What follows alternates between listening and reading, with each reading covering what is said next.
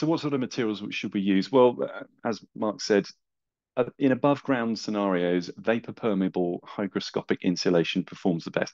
And it's not because it's natural fiber, it's all green and hairy and it's lovely and it's sustainable and all those wonderful things. It's primarily because it's the most functional, pragmatic material to use, certainly for retrofit in most instances. It avoids building damage better than any synthetic material. And it also gives massive tolerance to imperfect installation.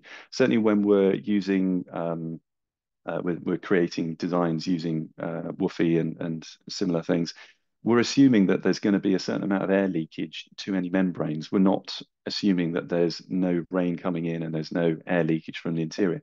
We're assuming imperfect installation.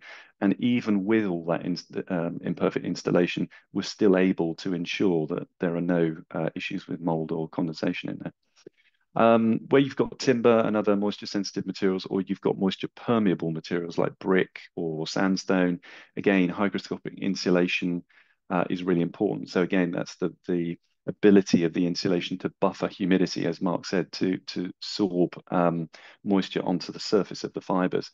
If you have a brick wall that gets wet in the summer, you've got mineral wool or glass wool on the inside of it. As the sun hits that wall, it drives moisture towards the interior.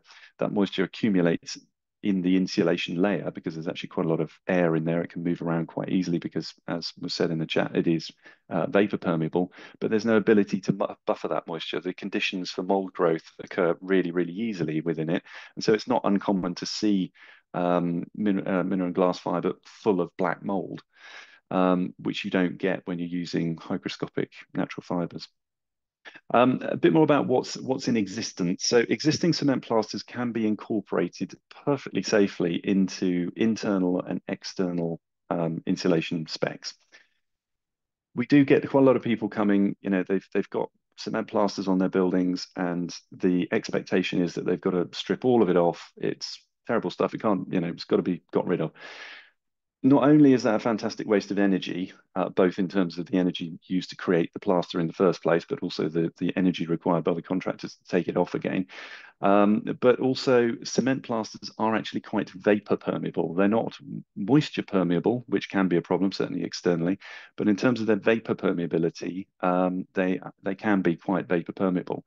So it's really important that the data of the materials that are in situ is actually looked at without the sort of knee-jerk reaction to strip everything out that you have a bad opinion on.